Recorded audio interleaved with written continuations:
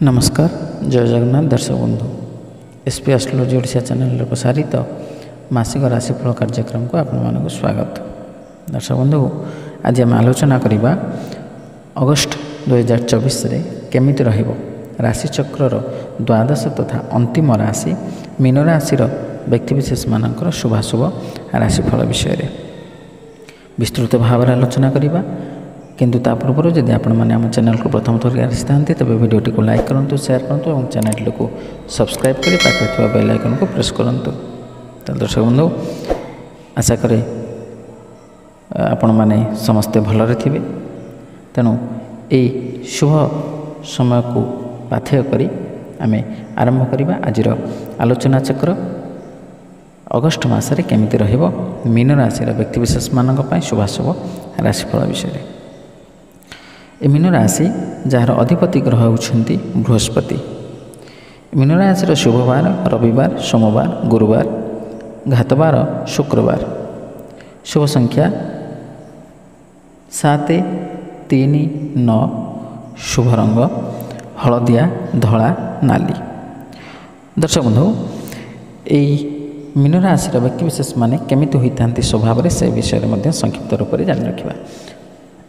Mean राशि जात व्यक्ति धनी मानी विनीत होता से भोगी हृष्टमना पितृमातृ देवता गुरु ठारे भक्ति रखि व्यक्ति से व्यक्ति उदार रूपवान उत्तम गंधमाल्यादि भूषण युक्त होता से व्यक्तिर पंचम वर्षरे जलभीति अष्टम वर्षरे ज्वर 22 वर्षरे पीड़ा 24 वर्षरे पूर्व दिग यात्रा लाभ होता है। यही अगस्ट मासरे केमिति रहिबो गोचरीय ग्रह स्थिति मीन राशि व्यक्तिविशेष मानक पई। वृष राशि रे बृहस्पति मंगल, कर्कट राशि रे बुध शुक्र रवि, कन्या राशि रे केतु, कुंभ राशि रे शनि एवं मीन राशि रे राहु अधिष्ठान करुछन्ति। समय क्रमे ग्रह मानकर स्थिति परिवर्तनशील। दर्शक बंधु यही गोचरीय स्थिति को नजर रखी आमे यह ही विचार करिपरिबा जे मीन राशि लोक माननकु किछि प्रसंग रे ए मासरे सतर्क रहिबाकु पड़िबो।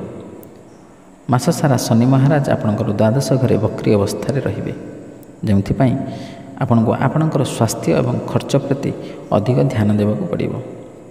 एही दुईटी क्षेत्र आपणको चिंतार कारण होई पारे। यह व्यतीत आपणक राशि रे राहु महाराजंक उपस्थिति आपणको मास सारा चिंतित एवं स्वाभाविक प्रकृतिर व्यक्ति करिवे, जेउथिपाई आपण एही समस्यार समाधान करिपारिबे। अनावश्यक भाव रे खर्च करिबा एवं भूल खाद्य खाइबा आपणक स्वास्थ्य को नष्ट करिपारे एवं आपणक आर्थिक अवस्था उपरे मध्य प्रभाव पकाई पारे। तेणु आपणको सतर्क रहिबाकु पड़िबो। तेबे विदेश जीवार संभावना को एड़ाई दि जाई पारिबो नाही। आर्थिक प्रसंग रे किछि सतर्कता आवश्यक हेबो।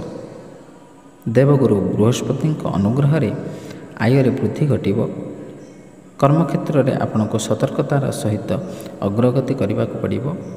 तथापि आपणकर सहकर्मी माने आपनको पूर्ण समर्थन देबे एवं सेगुड़िक हेतु आपणक मनोबल वृद्धि पाइबो, जहाँ कर्मक्षेत्र रे आपणकर स्थिति को सुदृढ़ करिबो। व्यवसाय करुवा लोकंकु हुए तो किछि उत्थान पतनर सम्मुखीन हेबाकु पड़ी पारे। मास आरंभ रे प्रेम संपर्क रे किछि तिक्तता आसीपारे। पंचम घरे सूर्य भगवान को उपस्थिति इगो आनी पारे, किंतु मासर द्वितीयार्ध अनुकूल हेबार संभावना अछि। विवाहित लोक माने अनावश्यक संदेहजनक संभावना को एड़ाइबा उचित। छात्र छात्री मानक पई यह एक भल समय हेबो। कठिन परिश्रम सफलता आनी पारे। पारिवारिक जीवन रे सुख रहिबो, जहाँ आपनकु खुशी करिवो। दर्शक बंधु जो मुख्यतः ग्रह दुईटी को नहीं आम विचार करें राशिफल, से दुईटी ग्रह होते बृहस्पति और शनि, जहाँकि आपण राशि बृहस्पति तृतीय एवं शनि द्वादश स्थान रे अवस्थान करुछन्ति। प्रथम जदि आम ବୃହସ୍ପତିଙ୍କ କଥା ଆଲୋଚନା କରିବା, ତେବେ ବୃହସ୍ପତି ହେଉଛନ୍ତି ଧନ ଧାନ୍ୟର କାରକ, ବିଦ୍ୟା ବୁଦ୍ଧିର କାରକ, ଯଶ କୀର୍ତ୍ତିର କାରକ, ଆଧ୍ୟାତ୍ମିକତାବାଦୀର କାରକ ଏବଂ ପ୍ରତ୍ୟେକ କ୍ଷେତ୍ରରେ ବୃହସ୍ପତି ଦିଗ୍ଦର୍ଶନର କାରକ। ଯେହେତୁ ବୃହସ୍ପତି ହେଉଛନ୍ତି ଦେବଗୁରୁ, ତେଣୁ ଜଣେ ଗୁରୁ ସଦାସର୍ବଦା ଚାହାନ୍ତି ଯେ ସଂସାରର ସମସ୍ତେ ଠିକ୍ ରାସ୍ତାରେ ସତ୍ ମାର୍ଗରେ ଚାଲନ୍ତୁ, ସତ୍ ବଚନ କୁହନ୍ତୁ, ସତ୍ସଙ୍ଗ କରନ୍ତୁ, ସଦାଚାର କରନ୍ତୁ। ତେଣୁ ସେଥିପାଇଁ ଏ ବୃହସ୍ପତି ଗୋଚରୀୟ ସ୍ଥିତି ଅନୁସାରେ ଦ୍ୱିତୀୟ, ପଞ୍ଚମ, ସପ୍ତମ, ନବମ ଏବଂ ଏକାଦଶ ସ୍ଥାନରେ ଅତ୍ୟନ୍ତ ଶୁଭଫଳ ପ୍ରଦାନ କରିଥାନ୍ତି। କିନ୍ତୁ ଆପଣଙ୍କ ରାଶି ପାଇଁ ବୃହସ୍ପତି ତୃତୀୟସ୍ଥ ହେଲେ ମଧ୍ୟ ସମ୍ପୂର୍ଣ୍ଣ ରୂପରେ ଅଶୁଭ ଫଳ ପ୍ରଦାୟକ ହେବେ ନାହିଁ, କାରଣ ପୂଜାପୂର୍ବକ ତୃତୀୟ ବୃହସ୍ପତି ଶୁଭ ଫଳ ପ୍ରଦାୟକ ହୋଇଥାନ୍ତି।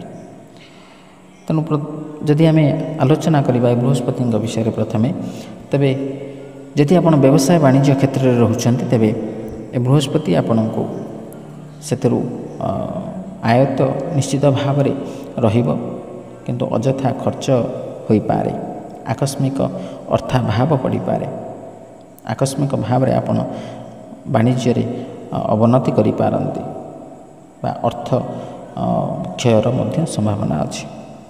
ଯଦି ଆପଣ ସେୟାର ମାର୍କେଟରେ ଅର୍ଥ ବିନିଯୋଗ କରୁଛନ୍ତି, ତେବେ ଆପଣ ଧୈର୍ଯ୍ୟର ସହିତ ଅପେକ୍ଷା କରନ୍ତୁ, ନହେଲେ ଆକସ୍ମିକ ଭାବରେ ଆପଣଙ୍କର ସେୟାର ଡାଉନ୍ ହୋଇପାରେ ଏବଂ ଆପଣ ଆର୍ଥିକ କ୍ଷତିରେ ପଡ଼ିପାରନ୍ତି। ବିଦ୍ୟାର୍ଥୀମାନେ ଏହି ସମୟ ମଧ୍ୟରେ ସାମାନ୍ୟ ରୂପରେ ପାଠପଢ଼ାରୁ ଅନାଗ୍ରହୀ ହୋଇପାରନ୍ତି, କିନ୍ତୁ ପରିଶ୍ରମ କଲେ ନିଶ୍ଚିତ ଭାବରେ ସେମାନେ ସଫଳତା ପ୍ରାପ୍ତ କରିବେ। ଦ୍ୱିତୀୟରେ ଯଦି ଆମେ ଶନିଙ୍କ କଥା ଆଲୋଚନା କରିବା, ତେବେ ଶନି ହେଉଛନ୍ତି ଦ୍ୱାଦଶ।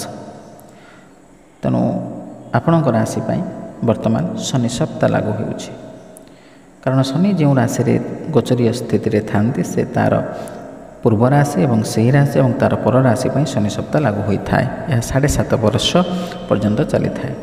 ତେଣୁ ଶନି ଯେହେତୁ ବର୍ତ୍ତମାନ କୁମ୍ଭ ରାଶିରେ ଅଧିଷ୍ଠାନ କରୁଛନ୍ତି, ତେବେ ଆପଣଙ୍କ ରାଶି ଅର୍ଥାତ୍ ମୀନ ରାଶି ପାଇଁ ନିଶ୍ଚିତ ଭାବରେ ଶନି ସପ୍ତାହ ଲାଗୁ ହେଉଛି। ଶନି ସପ୍ତାହ ଦ୍ୱାରା ଆପଣ ଶାରୀରିକ ଅସୁସ୍ଥତା, ମାନସିକ ଅସ୍ଥିରତା ବା ବିଚଳିତ, କାର୍ଯ୍ୟରେ ମନ ନ ଲାଗିବା, ଅତ୍ୟନ୍ତ କ୍ରୋଧୀ ହେବା, ଟିକେ ଟିକେ କଥାରେ ରାଗିଯିବା, ଅଯଥା ଖର୍ଚ୍ଚ ହେବା ଏବଂ ଖର୍ଚ୍ଚ ବଢ଼ିଯିବା, ଆର୍ଥିକ କ୍ଷେତ୍ରରେ ଅବନତି ହେବା ଏବଂ ଦ୍ରବ୍ୟ ନଷ୍ଟ, ବିଭିନ୍ନ କଥାକୁ ନେଇ ସମସ୍ତ ସମସ୍ୟାରେ ପରିପୂର୍ଣ୍ଣ ରହିବା, କର୍ମକ୍ଷେତ୍ରରେ ଅବନତି, ଏ ଆଦି ଅଶୁଭ ଫଳ ଆପଣ ପ୍ରାପ୍ତ କରିବେ। ତେଣୁ ଏ ଅଶୁଭ ଫଳକୁ ବା ଶନି ସପ୍ତାହକୁ ଆପଣଙ୍କ ପାଇଁ ନିଶ୍ଚିତ ଭାବରେ ଶନି ସପ୍ତାହର ମୁକ୍ତି ପାଇବା ପାଇଁ ଆପଣଙ୍କୁ ପ୍ରତିକାର କରିବାକୁ ପଡ଼ିବ। ତେଣୁ ଏଇ ଯେଉଁ ଆମେ ଶୁଭାଶୁଭ ରାଶିଫଳ ବିଷୟରେ ଆଲୋଚନା କଲେ, ସେହି ଅଶୁଭ ଫଳକୁ ପରିତ୍ୟାଗ କରି ଶୁଭ ଫଳ ପ୍ରାପ୍ତ କରିବା ନିମନ୍ତେ ଆମେ କେତେଗୁଡ଼ିଏ ପ୍ରତିକାର ବିଷୟରେ ମଧ୍ୟ ଆମେ ଆଲୋଚନା କରିବା। ସେ ପ୍ରତିକାର ଗୁଡ଼ିକ ହେଉଛି, ଆପଣ ମାତା ତାରାଙ୍କୁ ଦର୍ଶନ କରନ୍ତୁ, ପୂଜାର୍ଚ୍ଚନା କରନ୍ତୁ, କିମ୍ବା ଆପଣ ଦକ୍ଷିଣକାଳୀଙ୍କୁ ମଧ୍ୟ ଦର୍ଶନ କରିବେ, ଶନି ସପ୍ତାହ ପାଇଁ ପୂଜା ମଧ୍ୟ କରିପାରିବେ ଏବଂ ଆପଣ ବିଷ୍ଣୁ ଭଗବାନଙ୍କୁ ମଧ୍ୟ ଆରାଧନା କରନ୍ତୁ। ପ୍ରତ୍ୟେକ ଦିନ ବିଷ୍ଣୁ ସହସ୍ରନାମ ମଧ୍ୟ ଆପଣ ପାଠ କରିପାରିବେ।